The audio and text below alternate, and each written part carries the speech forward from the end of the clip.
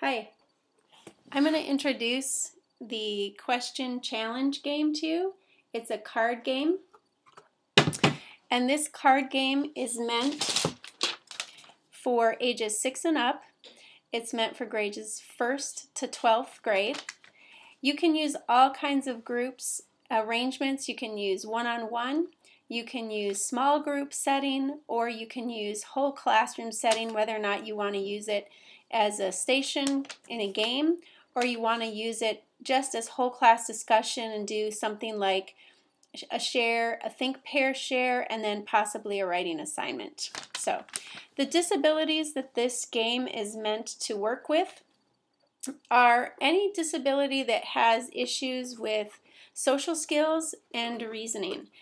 And I kind of think it's for every child, because I know lots of children, whether they're considered to be with a disability or not, that need help with social skills and reasoning.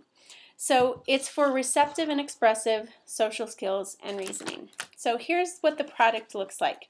It is a game, and it's got things like challenge cards, and the challenge cards are meant to be played with the game.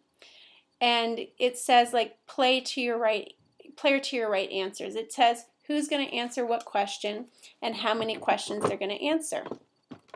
They have different categories within the game. For instance, they have things like stating opinions, and they have a card deck that goes with that category, stating opinions. There's 30 cards for every category. Understanding sarcasm is another category of cards.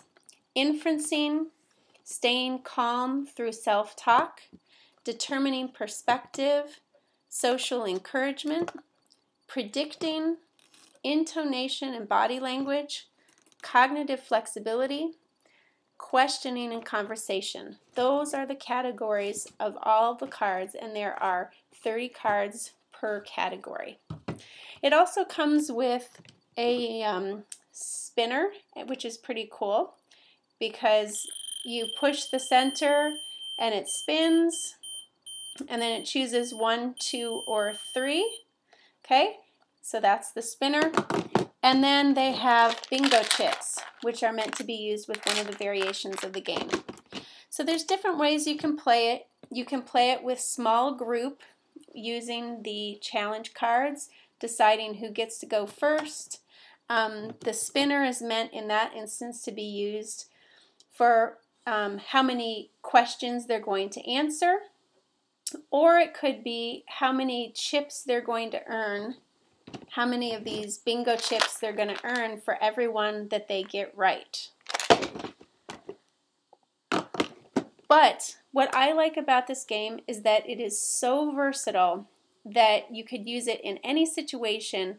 And like I said, it's so good because you can use it with regular education kids alongside special education students. This is how I would use it with special education. And of course, we're talking about kids with autism for the most part, kids who are mentally challenged. These are kids that maybe don't understand sarcasm. They don't understand intonation and body language. And so these are things that we can practice one-on-one in the speech room. And then after we practice one-on-one, then we can get a small group together in the speech room and practice with peers. And then after that practice, I would go ahead and push into the regular ed classroom with this game with a whole group setting. That way they get real practice with not just their peers who also have disability, but they also get practice with peers in the general education classroom. So let me just take a look at some of the cards and give you an idea of what they look like. So for instance, I chose intonation and body language because we know that a lot of students with autism have a hard time looking at somebody's intonation and body language and understanding what they mean. So here's an example. Take the garbage out now, please. Say this sentence with no expression. Say this sentence with an annoyed voice. Say this sentence with a pleasant voice. Which voice would you use? So it gives them actual practice about something that might have been told to them and how they might respond. So they actually get to feel what it's like in their voice so that they can practice understanding what it might look like in somebody else's voice. So another card says, I was waiting for half an hour and you didn't show up. And again it says, say this sentence with no expression, say this sentence with an annoyed voice, say this sentence with an upset voice, and which voice would you use? So that's a pretty neat set. We have stating opinions, which I teach 8th grade and I find that even 8th graders have a hard time with opinions, so that's why I say this is great for the general ed classroom too. Here's a couple examples. Students should get report cards every week. What is your opinion? Students should go to school all year long. What is your opinion? Everyone should be able to drive when they are 14 years old. What is your opinion? So that is stating opinions. Understanding sarcasm, I'll give you a couple of examples. It took Beth all weekend to build her science project. Beth said, I'm glad 8th grade only lasts 9 months. So, do you think Beth meant what she said? So they get real practice understanding what is a real statement and what is meant by sarcasm. One of the groups of cards that I really like is staying calm through self-talk.